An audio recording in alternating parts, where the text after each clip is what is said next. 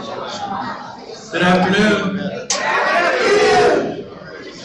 Good afternoon.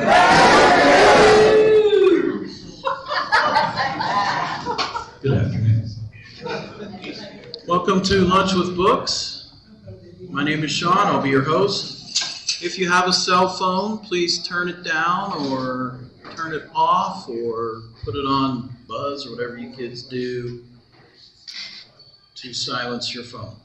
Next Tuesday on the 22nd, Thanksgiving week, Mark Harshman will be here. We'll be celebrating his 10 years as Poet Laureate of West Virginia. He has a new chapbook called Dark Hills of Home that he'll be reading from along with all of his other books. So that's next week. Am I going to have to discipline this table again? And in 2 weeks, on the 29th, Emily Hilliard will be here. She's a folklorist with the state. Her book is called Making Our Future, Visionary Folklore and Everyday Culture in Appalachia. So that'll be the 29th at noon. Today we have Marx Toys, as you can see. How many people worked for Marx at any point? Okay, very good. We might do a group picture at the end if you're up for it. Gary Ryder is one of the authors. He's a retired public school teacher in Marshall County, the author and originator of now 12-volume book series about Marshall County patriots, heroes, and the Marshall County Post-Book history. He is currently employed as a part-time member of the Moundsville Public Library. And Roseanna Dakan. Roseanna Dakan Keller is retired from Bayer, where she was the Human Resources Director. She is now involved in, well, some people say Bayer, but it's Bayer. She's now involved in Marshall County Schools as foster grandparent volunteer at Washington Lands Elementary School, and she's a patient volunteer at Valley Hospice. Together, these two have co-authored the Marshall County Patriots and Heroes series, Historic Cemeteries of Moundsville, Early Businesses of Moundsville, Vietnam, Forever My Shadow, and U.S. Stamping. Please welcome Gary and Roseanne.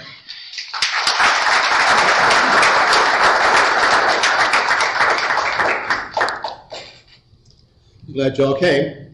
I want to thank Sean for the invitation. It's been a while since we've been here. And we have the opportunity today to present to you our findings on Marx Toy Plant. And it was a wonderful place to work. It was a great place for employees. I compare it to working like for Santa Claus. Okay?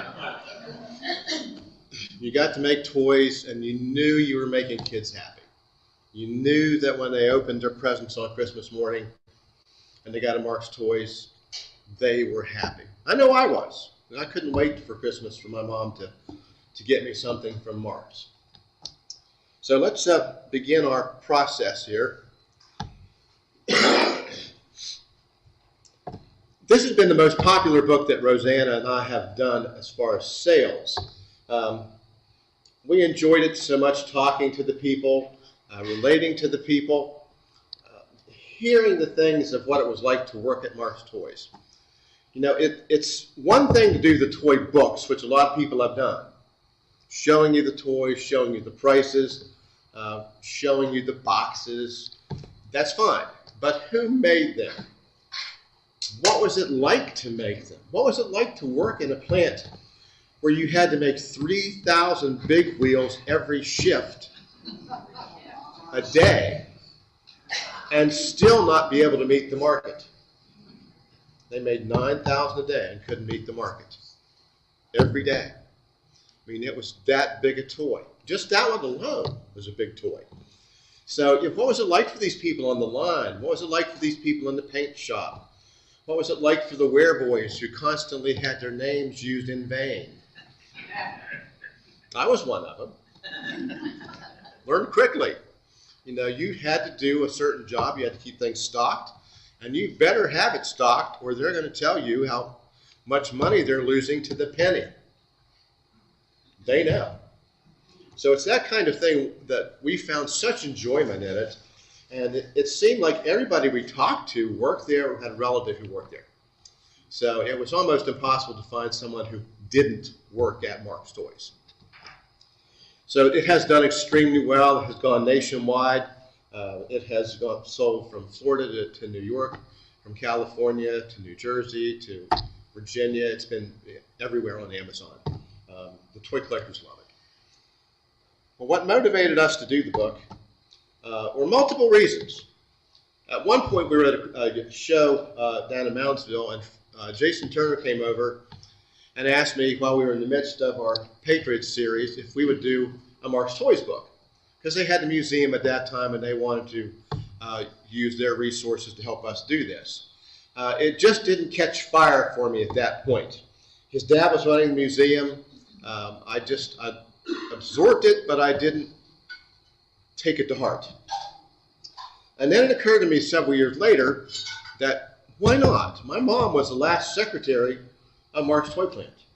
When it closed and she and the plant manager locked the doors, that was it. That tie also came into play. And then as I realized that more, getting up on Christmas and getting a Ben-Hur set, getting a race set, getting something from Marx Toys. I mean, that was Christmas, you know, and everybody in the family had them. And we had lots of them. And my mom would say, okay, now this goes to so-and-so because he doesn't have any toys. And this goes to so-and-so because he doesn't have any toys. And here goes the battling bots, and this goes to so-and-so. And it was just amazing to see them all. And we gave them away. And they're gone. How sad now to realize how rich we could have been. And then when Francis Turner closed his museum on 2nd Street in Moundsville, that was the final clincher for me because Francis was brokenhearted to close his museum. And if you weren't ever had the opportunity to go in there, it was well done. It was beautiful. It was just like a trip down memory lane. And he had employee days, and they were fantastic. So that's kind of why we did it. Well, let's talk briefly about Louis Marx. We're not really big on Louis Marx in this book as much as we are on the people. But why did Louis Marx get into the toy business? Well, he was a toy maker as a young man. They didn't really appreciate him very much because he wanted to make his toys cheaply, money-wise cheaply, but a quality toy. And they said, we can't do that. You know, yeah, we want a toy that the kids can play with, but, you know, Marx was innovative. And so what he would do is he would figure out how to buy steel from an automotive maker, stamp out a piece that he needed, and then sell the scrap left to Benwood Mill. He still made money. And he made a good quality toy that lasted for kids. He was a kid at heart. He came to work early and he stayed late, and he expected his employees to do the same. Every employee we talked to, yes, they came early, they stayed late, they worked 6 days a week, 7 days a week. They loved Marx Toys. It was a family. One gentleman today just told me if it still was operational, he'd still be there today. Alan has said the same thing.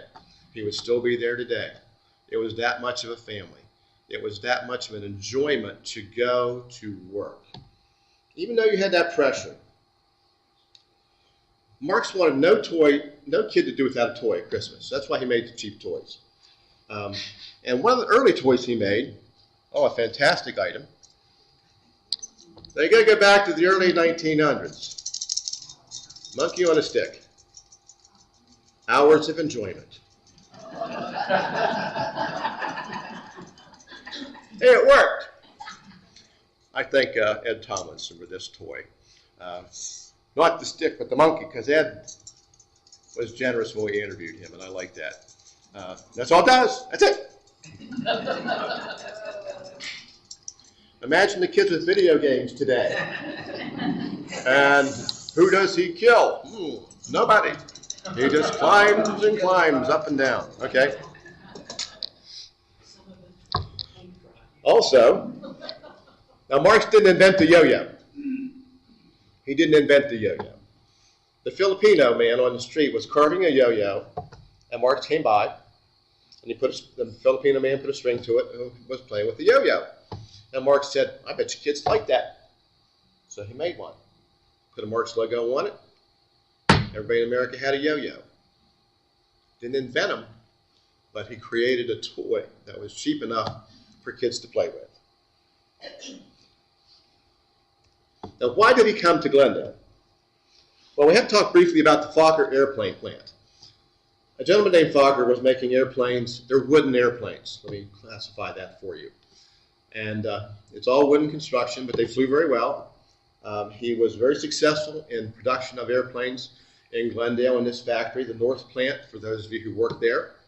And they sold them to the military. They sold them to private pilots. Amelia Earhart flew one. Airmail service.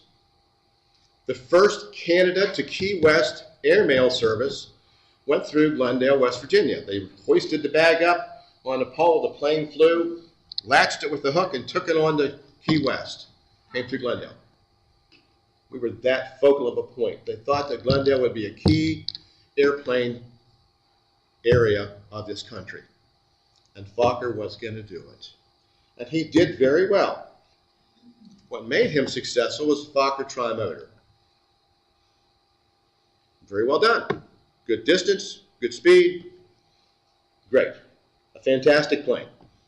Few, if any, problems. Few, if any, problems. And then he was destroyed. The end of the line was when the famous Notre Dame football coach was flying to California to make a movie about Notre Dame football, Newt Rockne. The plane crashed on takeoff. Not due to an error of the plane, but due to an error of the pilot who did not understand wind shear. And so the plane crashed, killing everybody on board. That included Newt Rockne. Oh, also another man from Wheeling, Mr. Robrecht from the grocery company, was on that plane.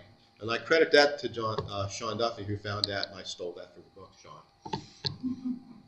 And Mr. Robrecht was on that plane. He had fear of flying.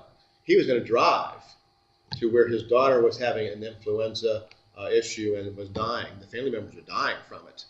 And so they convinced him to fly, and that plane crashed with him on it. And so, yeah, we have a local tie there also. And then also Henry Ford jumped on the bandwagon and said, I'm making a metal airplane, and it's much better than those Fokker airplanes.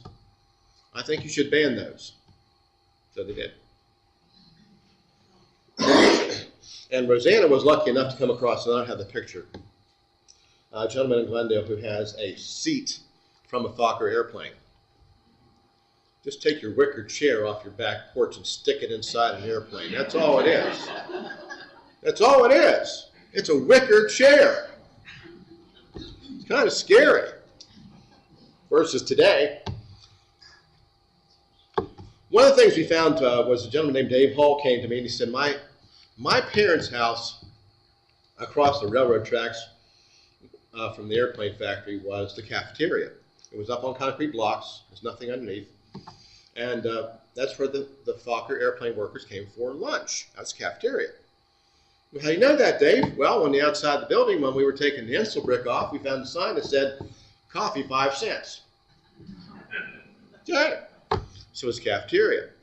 And then as they lived there and were going through the house, they found a coffee pot upstairs in their attic that was used by the strikers of Fokker or Marx Toy Plant. It was also made by U.S. Stamping. So the double mounds will tie. So when the airplane factory closed, it's empty. So the Moundsville Land Development Association wanted this land in use because they had money in it. They had tied this building up in construction money, the airport. And so what they wanted was someone to go with them to New York to talk to Louis Marx. And so Mr. Gompers, who was a lawyer in his early years, Mr. Gompers lives in Wheeling. He's 96 or 97. He called me one night out of the blue and he said, my dad was the guy who went to New York with the Land Commission and convinced Louis Marx to come here. I said, wow, cool story. So if your dad hadn't gone to New York and influenced Louis Marx to come here, and he came and he looked at it, he loved it, so he moved his toy factory here. Joe Gompers was a lawyer for Marx Toys until his retirement. And then Quaker Oats came in and had their own lawyers and didn't use the Gompers family anymore. But Mr. Gompers was very proud that his family had been the law firm used by Marx Toys from its inception in Glendale until Quaker Oats bought it out. So all these ties kept coming about. Now that's my part for a minute. I'm going to share the wealth with you. I'll introduce to you Roseanna, Dakan, Keller.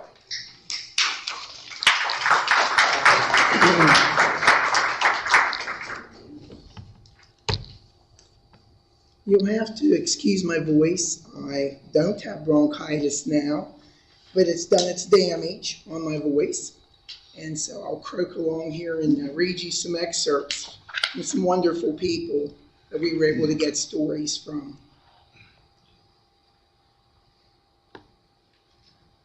Andy Garvonic from Glendale was the very first employee at Marx Toy Plant. He worked there for 40 years.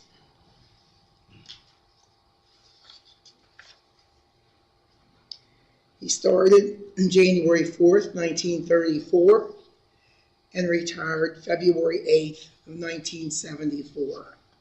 Was very proud of his work history.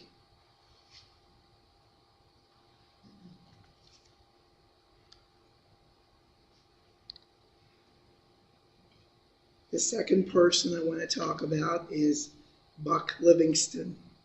His full name was Harold D. Livingston.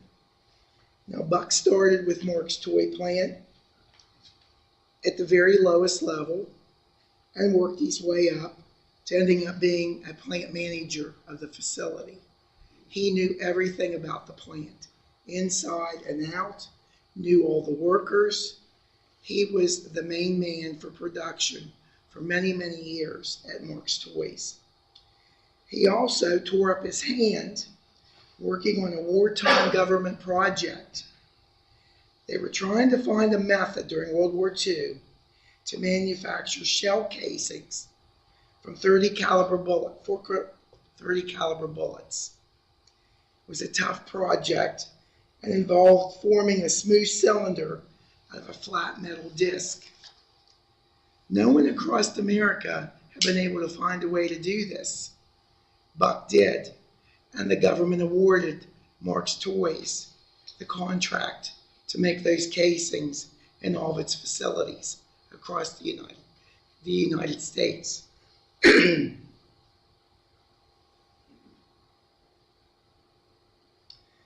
Martin Bennett, I believe, is here with us today, sitting right here in the front. He started at the McMechen plant in 1944. That wasn't a toy plant. That was an ammunitions facility that Marx owned. He was making shell casings for the war effort. He got drafted into the Army, went for 2 years, and then came back and worked at Marx from 1946 to 1972. And he said, "I feel the plant could still be in operation if Marx had wanted it to continue." They designed and built the big wheel, and it's still the best-selling toy on the market. It could be operating to this day, and I enjoyed my time working at Marx, and they treated their workers fairly.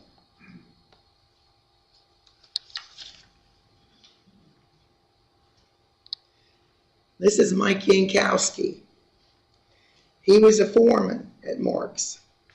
He was general foreman of the assembly department. And at peak times, there were 400 to 500 employees who worked under him. He had 3 foremen, 5 female supervisors.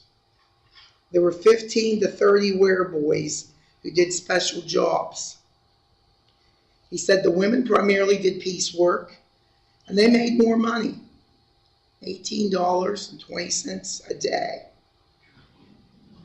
Men were straight hourly and made $1 to $1.90 per hour. So you can see the women made by far the most money. We shipped out 10 to 15 boxcar loads of toys a day. And each big wheel line produced 3,000 a day.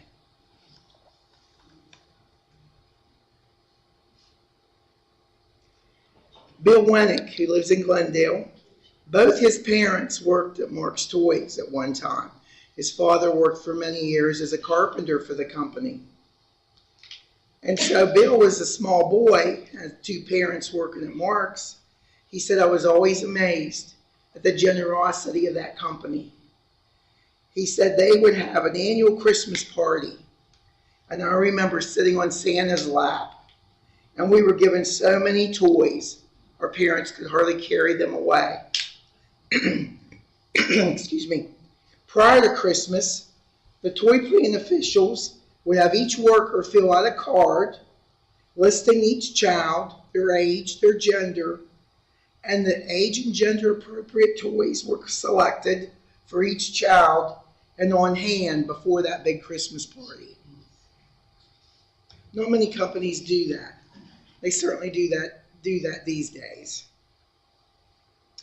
Marvel the Mustang is up there. It was one of their best sellers. It was a horse that the child sat on, jumped up and down, and the horse moved forward, and it could make noise. It sounded like a horse. Well, the other story Bill Wennick told me was his dad said that Marvel the Mustang was very popular in the 1970s, and that they were on the loading dock with a bunch of cases of Marvel the Mustangs. Each horse was in its own separate box. When some young boys from McMechen came down, hid, one boy approached the loading dock, grabbed the Marvel the Mustang in its box, ran north on the railroad tracks. The dock workers took off after him. When the boys saw the dock workers were advancing near him, he threw the toy box down and ran on. The dock workers picked up the toy, went back to the loading dock to find that all the toys were gone now. The other boys had taken every Marvel the Mustang there was.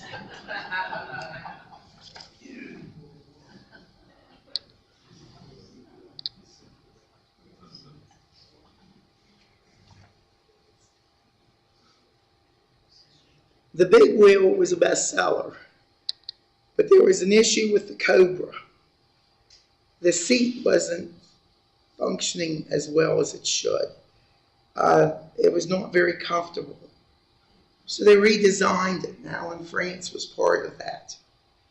For help, they went to the Glen Dale Elementary School and asked children to sit in seats with molding clay to mold the children's derrieres so that they can customize the seat for more comfort for children across America.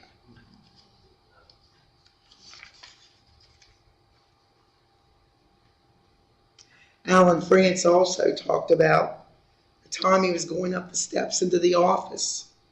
He saw a woman coming down the steps with her son and a new Cobra Big Wheel. As they got closer, he saw that the boy had scuff marks on his face. When she was near, he asked the woman what had happened to her son. She explained he'd been riding his big wheel, and when the fork failed, it flipped over, he'd gone over the handlebars, and was injured. The Marx Toy Plant gave him a brand new big wheel, fresh off the line, and told her to send the hospital bill to the Marx Toy Plant Company, that they would pay it in full. Again, showing the generosity of a company that like to do things right.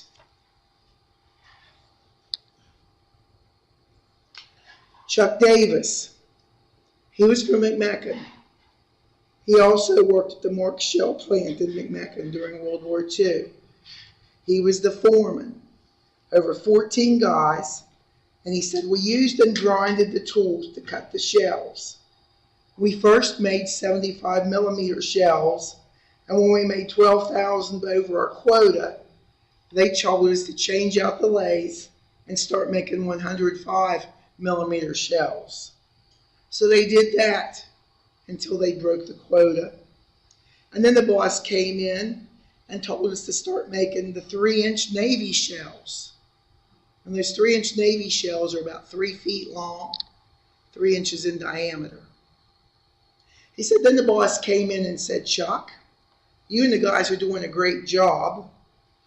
He said, you've come in the top 3 companies for making the lowest cost shell in the United States.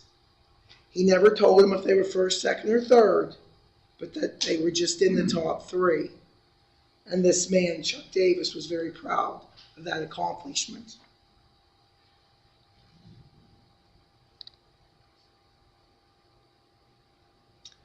Union quotas. This has something to do with my co-writer, Gary Ryder. Gary worked at Marx as a summer employee while he was going to college. So what Gary ran into was a thing called union quotas. Are anybody in this room familiar with union quotas? The foreman came by and told Gary that he'd surpassed the rate of horses produced in a shift and set by the union. The union didn't want to raise production rate on the press, so I was told to break or ruin the horses so that we'd still be under what the union accepted. That night, horses' legs were broken, were tossed into the waste carton. My rate of production now met union standards, but it just didn't feel right to me, as I destroyed horses that could have been made into good toys for a lot of children.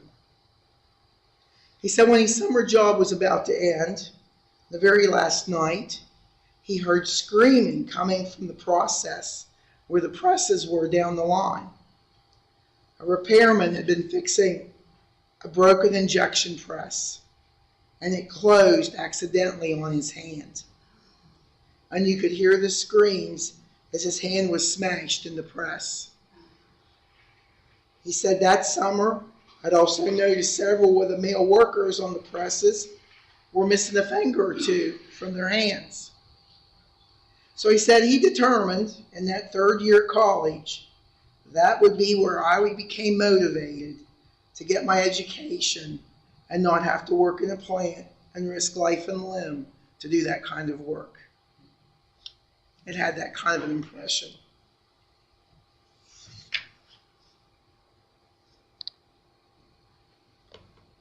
David Stiles worked at Marx.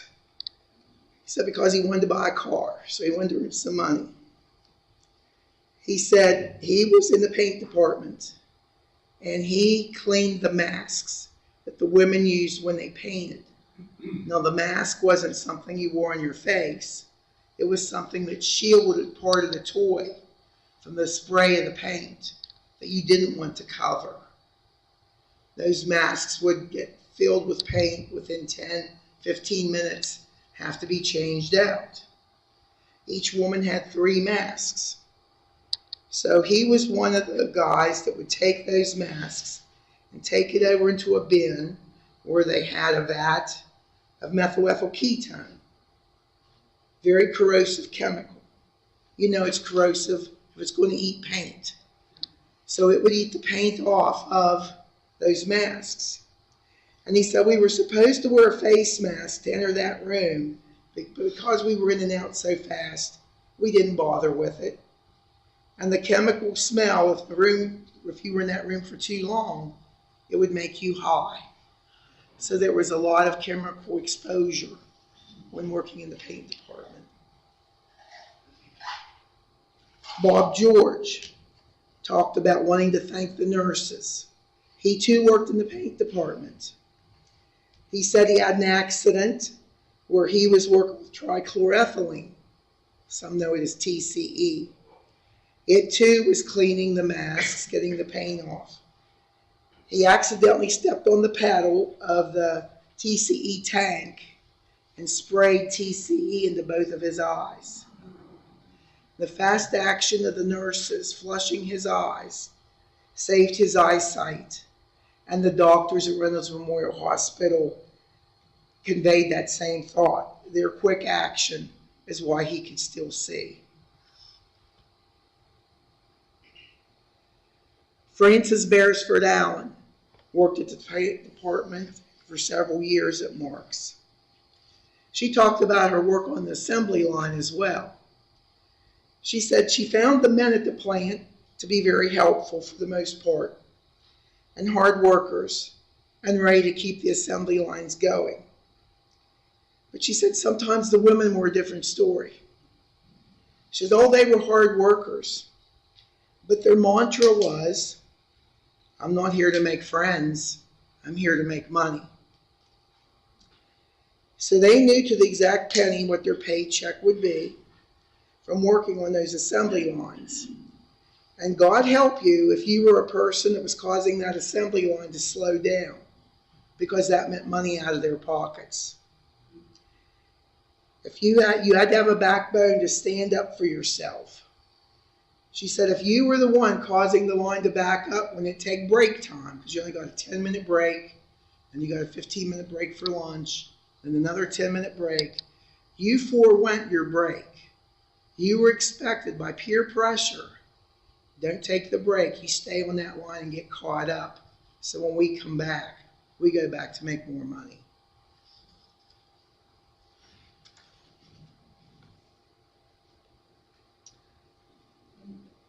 Kathy Guzik Hope. Kathy said most of the time she was a wear girl working at the plant. And she liked that much better than working on the assembly line, just for the reasons I explained why Francie didn't like the assembly line. Kathy had a philosophy on the closing of Marx and tied it kind of together with what was happening in our valley. She said it was a sad time when the toy plant closed. A lot of men and women were in their 40s and 50s, and this was their livelihood. There were no other jobs to go to at that time. This was the same time my dad's coal mine, Valley Camp Alexander mine, closed. Other mines closed or laid off permanently. My dad was only 48 years old at the time. Fostoria Glass, Benwood Steel Mill, stamping, all came to an end, all about the same time. She said we all had a lot of fond memories back in our glory days.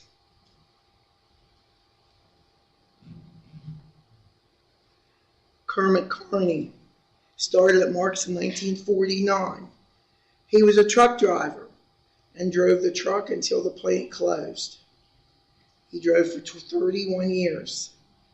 When asked what Marx Company had provided for the people of Moundsville, Kermit responded, business came into the valley because of Marx Toy Plant. People didn't realize at the time what a good place it was to work until it was gone. It was a good job. Ed Tomlinson, he's here today, talked about his father, Sam. My dad, Sam Tomlinson, was in the dye shop. He was a spot welder and worked on the wire dyes. Dad started in Marx in 1943 during World War II. The plant produced artillery shells, and the men who were the dye makers were exempt from the draft during the war to stay home and make the ammunition. Dad worked at Marx until it closed. He would have stayed until they carried him out, as he loved his job and working at the plant. He was 73 years old when he left Marx. And my closing comment is this. Production at Marx in Glendale, West Virginia ended February 5th, 1982. The same day, founder Louis Marx died.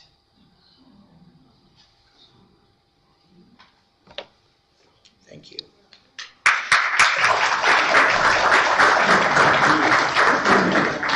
I just have a couple things here, and I'm going to get to the toy man here in a minute, because he's an extra part of the show today. We invited Alan, and he got digging around and found all these toys he had. Now, let me mention a couple more things to you. Winnie Heinerman was an office worker there. Her daughter Sharon Heinerman Hall, brought these pictures in to me to show the office workers. Her mom was amongst them. There were many women who worked there. They were the heart and soul of it. And you can see they're always smiling on their face. They're dressed up. It was a different time for the workers. They're always happy. They had a cafeteria they went to during lunch. And they were very pleased to work at Marx Toys. And the women always were an integral part, as Roseanna pointed out. The biggest part of the labor force was female.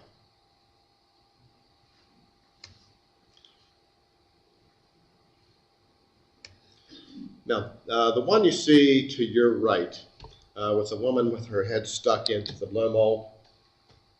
That was a man's job. That was a hard job, working blow molds. The injection blow mold, the plastic came down, formed, you took it out, you cut off the excess plastic. It was hot as heck. You put it in a box, and you got the next piece. When that door opened, you had to be ready. And it was basically something a man had to do because it was a quick, hard, difficult job. She was the first one to do it and broke that mold in the sense of women doing all the jobs that men could do. They even had a couple women foremen involved in the plant as it got toward the end. One guy you cannot talk about and missed him if you don't say something was Floyd Chamberlain. Floyd Chamberlain was the artist. So when you look at the Flintstone set, somebody designs the box. Floyd Chamberlain was the artist. Artist supreme. Okay? So when Francis Turner had the museum, he had an art display of all the things that Floyd Chamberlain had designed. Beautiful stuff. And you can find it because he put his initials in the box somewhere. He did. Was he allowed to do that? No.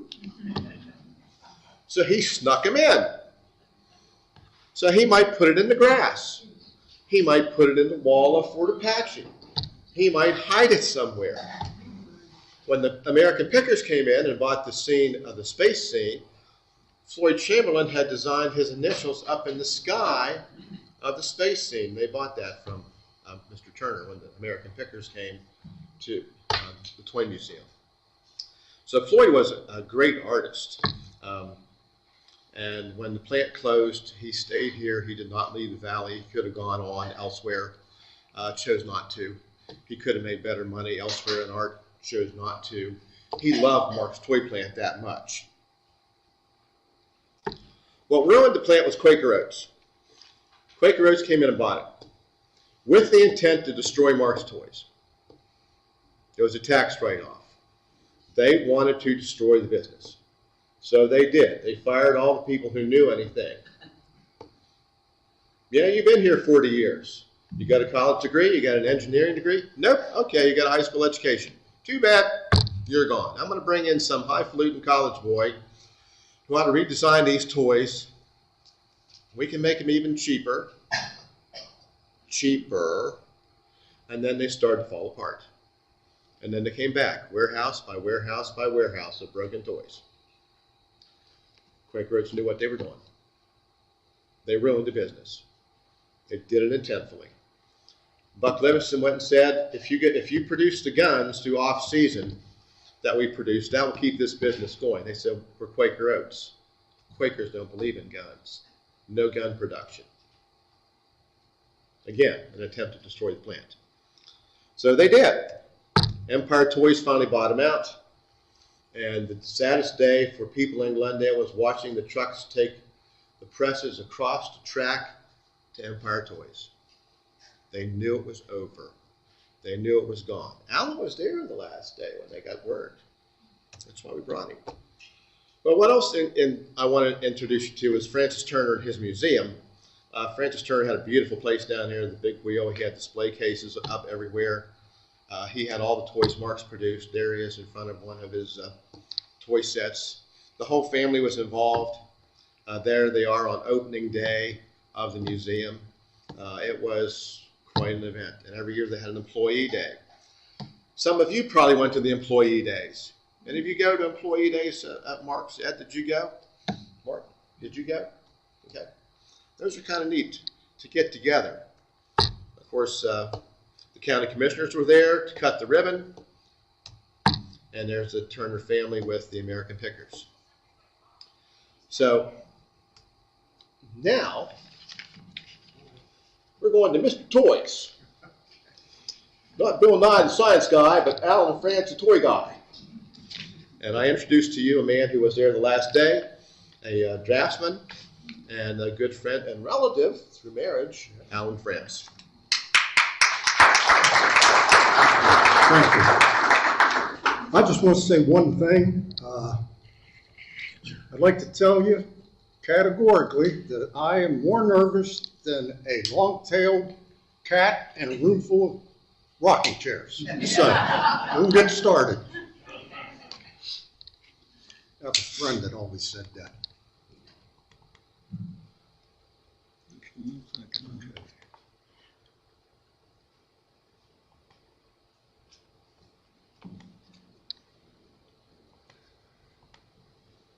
While we're getting the slides ready, oh, okay.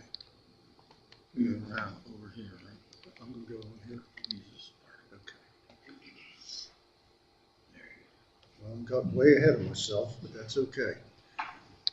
As Gary stated, my name is Al France. I was employed in the engineering department as a designer from early 1979 until its closing. My presentation will be somewhat different than Gary and Roseanna, as I will be speaking about specific toys that I was involved with, as well as a few from my personal collection.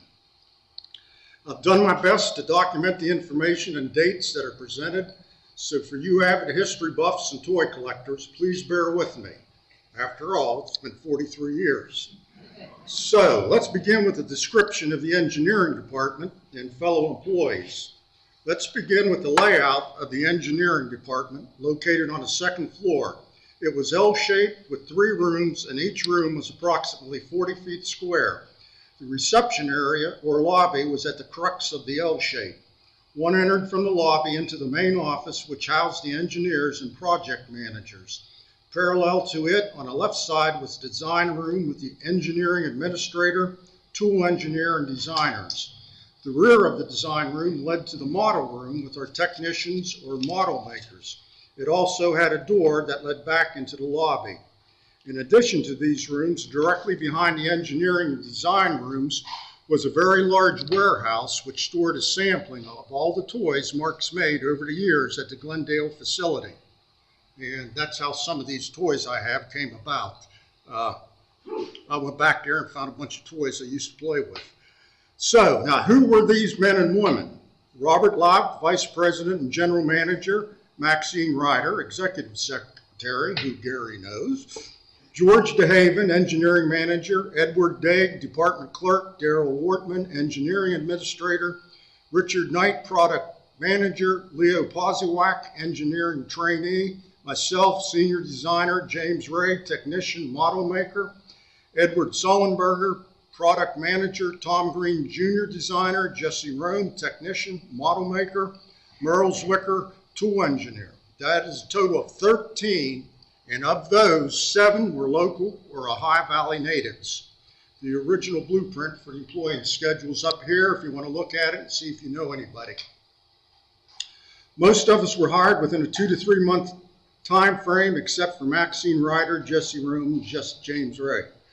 Dunby Convex Marx was gearing up to do things old school, meaning creating new toys via in-house design in conjunction with the corporate design staff out of Stamford, Connecticut. Now, are we to be part of the revitalization of Marx Toys? Not quite sure if that is true, but would really like to think so. On a personal note, being on the production floor one day, I walked past 2 ladies and I overheard their conversation, and the one lady says, "That's one of them there." So I take it that was a good thing. Moving up to the toys, and it's, I just wanted to touch on the blow molding, and it's probably hard to see. this illustration of a blow molding machine. The parison is fed through the top of the machine, and a blow pin is inserted into the parison, which in turn blows it against the walls, conforming to the shape of the mold. Example of a toy would be the big wheel, or in your house, a plastic milk jug. Okay, here again the slide went too far.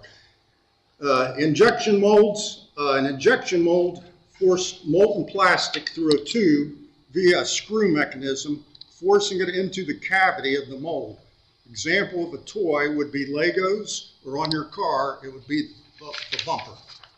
So let's begin and maybe have a little fun. Our first toy is the little turbo racer.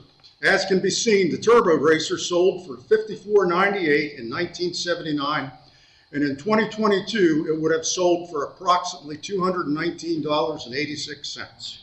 These types of riding toys are currently being sold from a low of $179 up to as high as $399.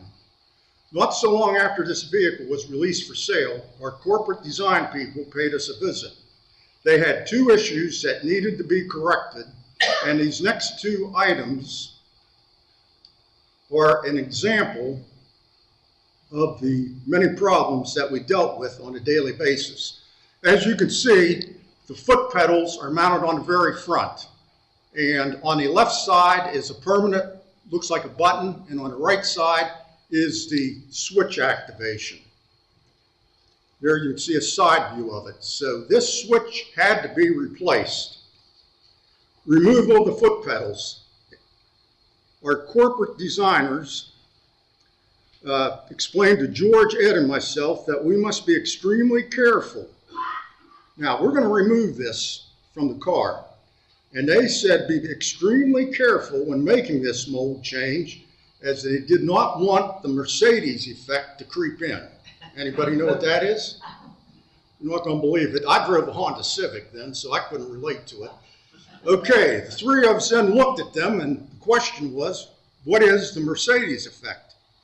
It seems early on in the process of Mercedes car designs, the trunk hood was designed perfectly flat and caused a sunken or wavy appearance on the top of the trunk lid. Mercedes corrected it by reworking their stamping dies with a convex surface, thus eliminating the problem. Once they explained it to us, we knew it to be called, it's actually called oil canning in the metalworking industry. So my task was to modify our product drawings, but, now here's a big but.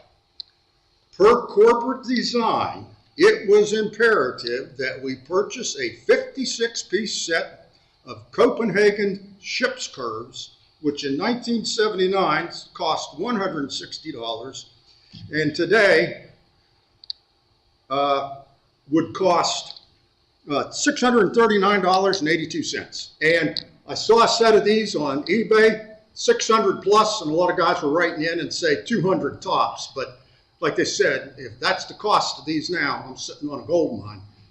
So I did as instructed and changed, now get this, one 18-inch line. So that's from where those foot switches were back to the side of the steering wheel.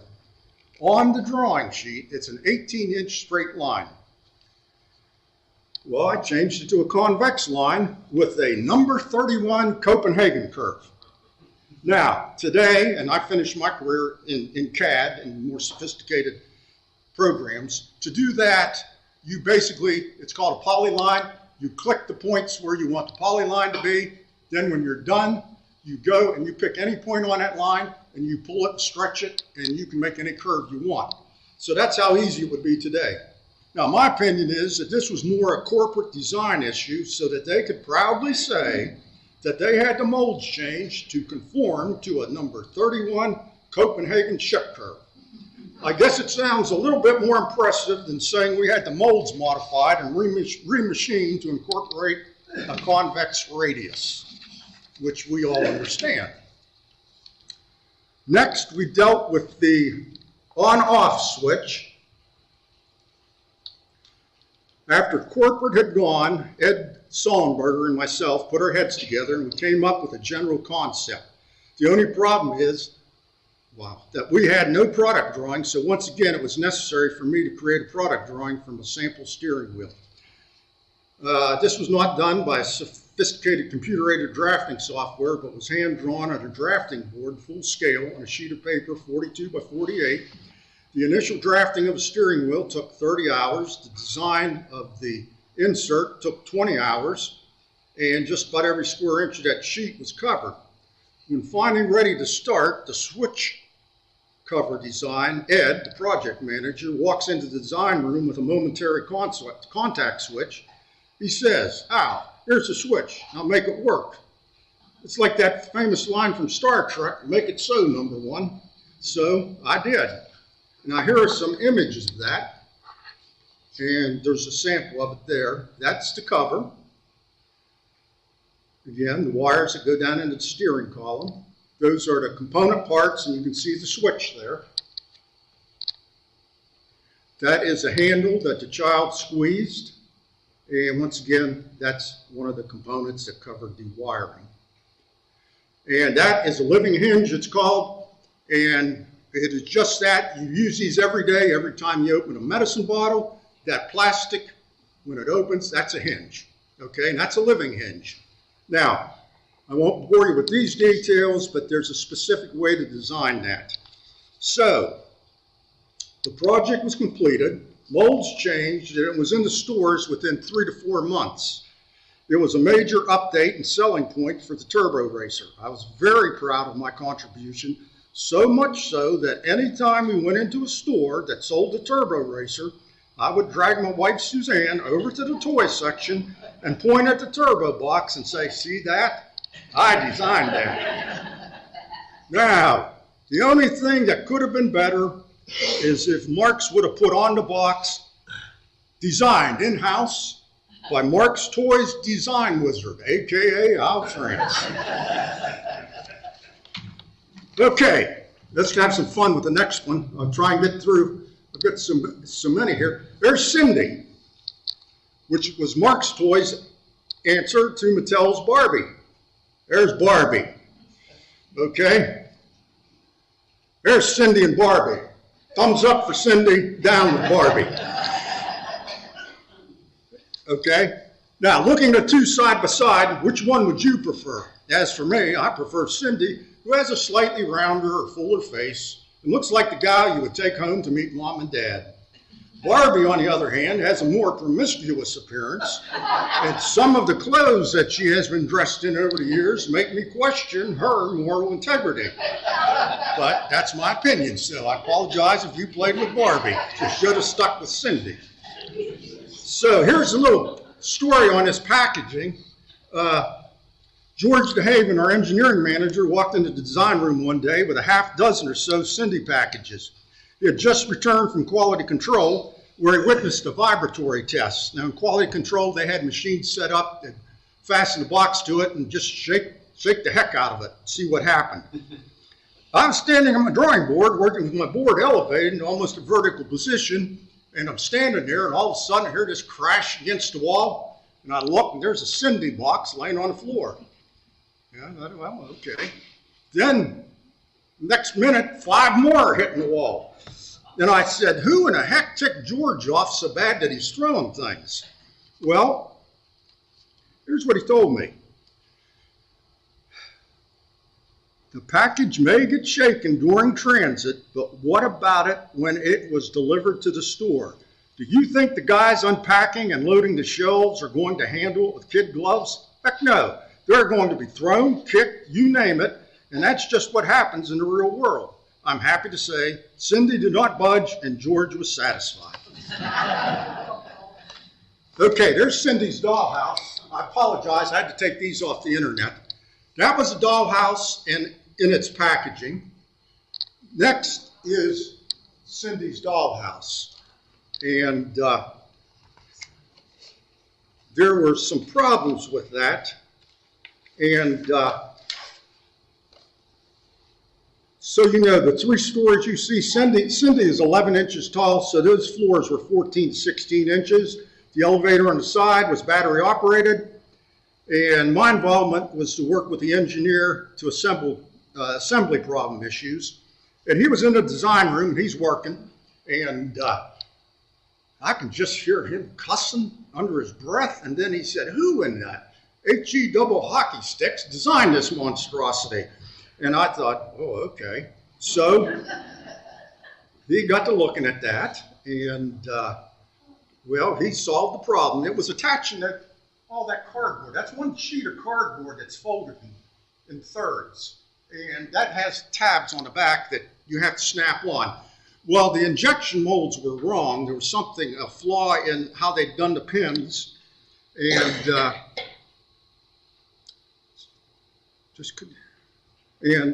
we got that solved. The other thing was there's vertical posts. There's 3 per side. Down in the base, which I had worked on, I did drawings for that. That is injection molding does with tapered angles, and they're usually 1/4 to 1 degree.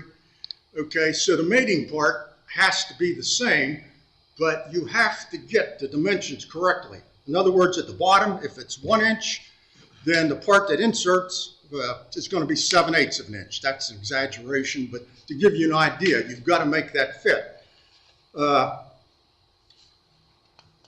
Now, I want to touch on, there's Cindy. I hate to shock you like that, but there she is, disassembled in all her radiant glory, okay?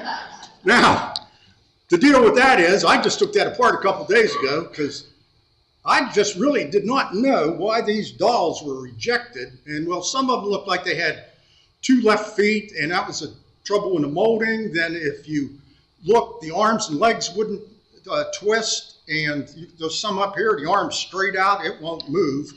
And they told us to go down on the floor. They had several thousand of them. They said, go down and take a few. So that's exactly what we did. And that's all I could say. That's Cindy. Oh, and Cindy asked me if I'd put her back together, and I said, I don't think so. So Cindy took one for the team here. So there she is. And you can actually see she had a petticoat on. That's my point. See, she was a proper girl where Barbie ran around and you name it. Okay, this is a brochure, and these were included in all the Cindy toys, showing the parts and things that you could buy. Now this I have over here, it's a washing machine, and you can look at it, and I put batteries in it a couple days ago, and I thought, I wonder if this works. Pushed the button, and off she went. She started running. Now, I've lost the drain button, I lost the agitator, and the lid's broke. But I put a piece of cardboard on top, and if you want to come up after and see, you can see the oscillating motion. I did work on that. I wish you could see the internal gearing of that thing, because it is just fascinating. But the problem there was another thing with injection molds, and better wrap it up. The injection molds were tapered. I'm going to have to get going, folks. I just want to, let me touch on McDonald's. Okay, when the plant was getting ready to close, I don't know where the time frame came in, but our corporate people were working with McDonald's, I'm sorry. Now, this is actually on the market right now, and there are a lot of McDonald's play sets out there starting in 1974. Our corporate said, we want to do a McDonald's scaled to Cindy. And they did. We had a mock-up of the restaurant. It was the old style restaurant with sloped roof, and the golden arches were the handles. So when you unfolded it, an arch on each side and all the restaurant things inside. And she was going to have a convertible car that we had that she was going to drive through in. Of course, we had to have food. And here again, that is on the internet and being sold. It's regardless who sells it. At that time, and this is amazing, they came to me and they said, Al, get out the pencil and paper and draw hamburgers. And I said, what are you talking about? They said, we want a physical drawing of every food that McDonald's made, and that was in 1979. So if you could have seen my drawings, it started up here, hamburger bun, hamburger, lettuce, pickles, bun, hamburger, whatever that is made of, I had it there for each one. And you can see that, it's hard to see, on those buns there. Well, what's interesting is our mold makers, Jesse Rome and Jim Ray, they made those things exactly how you see them. And this, I just found yesterday. That is their styrofoam. It's not styrofoam, it's plastic. But that was a container for the hamburger, and next to it is a milkshake. Okay? And they made that from my drawings. I'm proud of that. And there we go. Okay. You want me to wrap it up there? No. Oh, okay, as long as you people don't care. Okay, now, the next two items, I did not work on any of these. This is well before my time. I estimate this to be from about 1948, which would make it about 73 years old. It's a toy Jeep. That's the instructions. Those are the parts that come with it. And you can see there's a toy jack, and there it is with the rear end jacked up. That jack actually, you don't pump it, but it's notched so you can move it up. And there's a lot of play value in that, I'm sure. There's Stoney, he's right up here. He's Mark's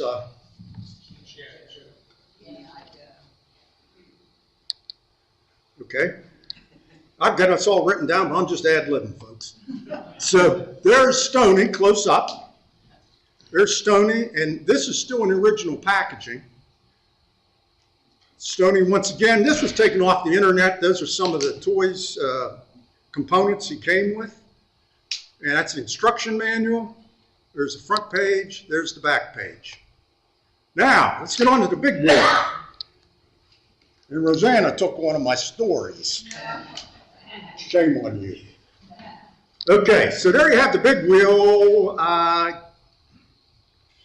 Geez, when was that? Anybody have an idea when that was first came out? 1969 is what I have. Okay. There's a like a top view of that. That is in the later years. That's when they started putting a lot of decals on them. There's the Cobra. Again, too small to see. And there, this is what's interesting. At the time we were getting ready to close, we were doing things with the big wheel, and one of them was they wanted us to come up with, corporate did, they wanted us to come up with a big wheel, and Star Wars wasn't out yet, but they wanted us to come up with something like with cannons on it, and you name it, kind of futuristic, and then of course this one's an Army one, and I don't know who's making this one now. So we in turn went out, we hired a designer, a product designer, and he came in with some of the most beautiful illustrations, about a half dozen different models that we could make. So that was in the works when we closed, and it's unfortunate that we did. This is a big wheel right now, and you can get that one right there out at Walmart, so they're still being sold. And there's, okay. You won't be able to read that. I just want to give you a quick idea. Okay, I'm not going to be able to read that. Anyway, that is just the history of the big wheel. And Gary already touched on that, how it went to Empire Toy, and then it went to another manufacturer, and it's just been all over the place. And big wheel is a household name. In other words, anybody that made anything that looked like a big wheel, Empire, I guess Fisher Price, you name it, it was called a big wheel. They couldn't call it that because it's a trademark, but everybody knew it's a big wheel. When I say big wheel, you know what it is. And the other thing, at that time, the people that, safety people, they said the big wheel was safer than a bicycle and a tricycle because it was low and it was just easier for the kids to work on or play on. So Cape Canaveral. Okay, this brings a tear to my eye. In 1955, I had this Cape Canaveral set, and this gentleman over here still has one in the original packaging. Forgive me, I forget names. But we were talking about that earlier. So there's the Cape Canaveral set and some of the things it came with. Now, here again, I was back in that storage room, and I saw Cape Canaveral on a box. So, well, I took this out to do a little field testing. That's what we call it in engineering when you take a toy home. It's called field testing. Anyway, let me go to the next one. Now, see what that is. There it is with all the parts. Now, that spring you see there is kind of rusty, and here again, 1955. So what's that make? It's again, 70-some years old. So the thing is, with this spring, it just, it's a little tough. So I couldn't actually get it to fire, but there are toy standards, and there is a book of about 30 pages that all the toy manufacturers buy into, let's say. It's like an OSHA manual for you guys that are familiar with OSHA manuals. It's the safety of toys. One thing in there now is nothing under, I think, 3/8 diameter can you make. And like this, you can see these small pieces, and you'll see how big they are right there. That is an issue now. Now, what is really dangerous, and you learn this the first time you do it, you don't put your head over the rocket when you fire it. Man, that hurts. But, and that thing would probably shoot 8 to 9 feet in the air. Okay, this is English soldiers that Marx Toys was selling. I don't know when this came about. It could have been when Dunby Convex took over. It was, but they're English. And anyway, you just, you make the components, and you make toy soldiers. There's the instruction sheet. That's an example of the rifle. It's pretty good detail.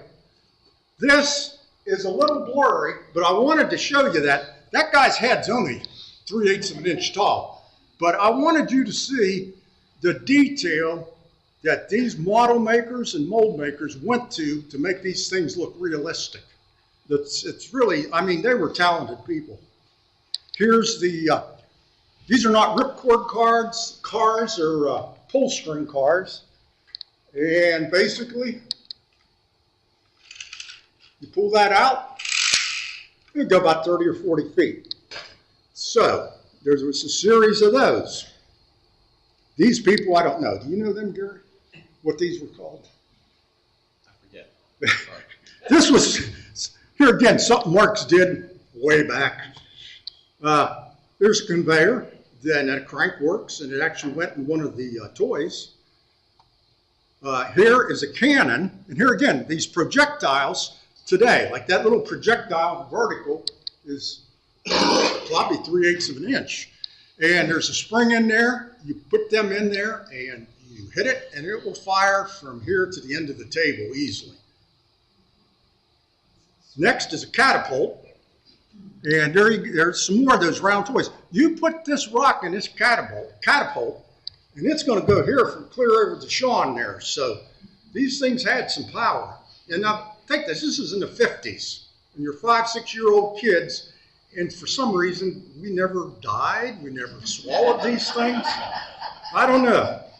Nobody shot their eye out. Yep. Little Rider, okay?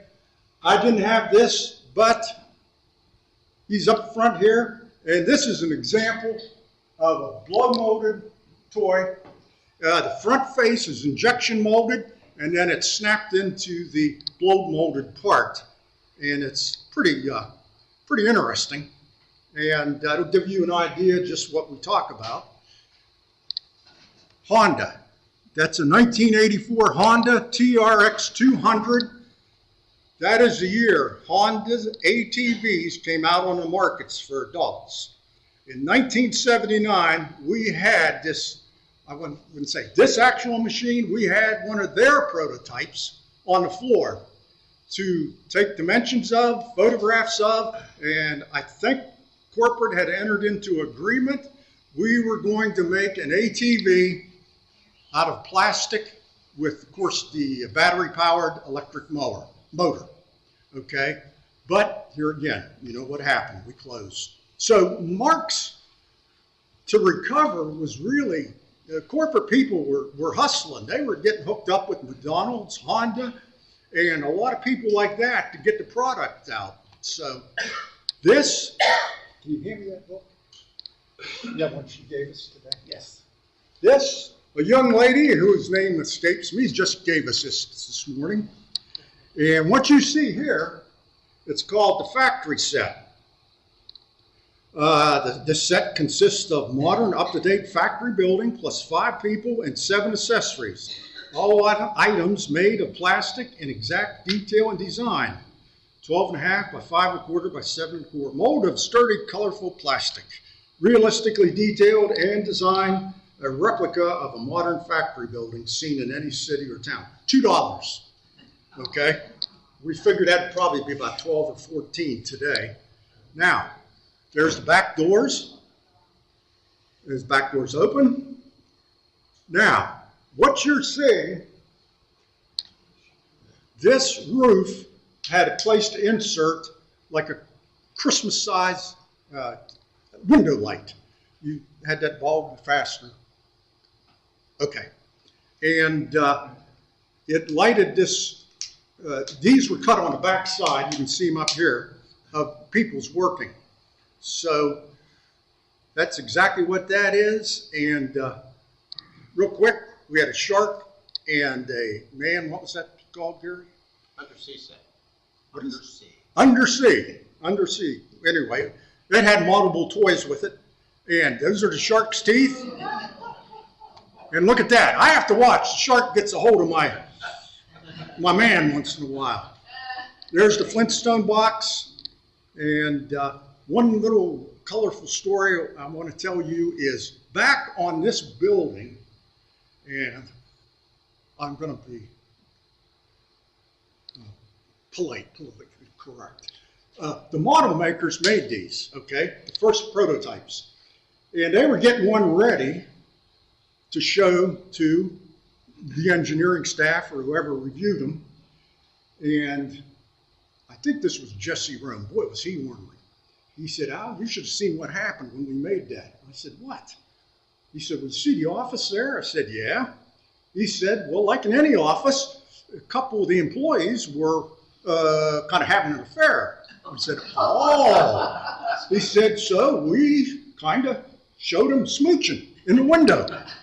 And that almost got out the door, and those guys have been in trouble. But that's when you work with engineering people in toys, the model makers, or probably anybody on the floor, they all got their ideas, and they all got stories, and they're all amusing.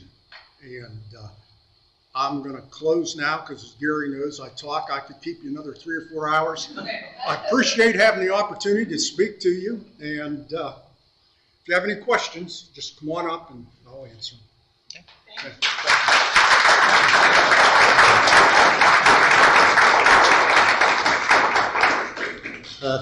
If you worked at Marx Toys, we'd like to get a group picture. So if you come up here.